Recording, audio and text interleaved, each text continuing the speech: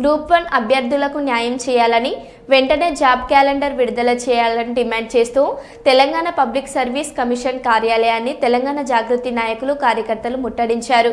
ఈ సందర్భంగా పరిస్థితి ఉధృతంగా మారడంతో జాగృతి నాయకులను పోలీసులు అరెస్ట్ చేశారు. అనంతరం వారిని నాంపల్లి సహా వివిధ పోలీస్ స్టేషన్లకు తరలించారు.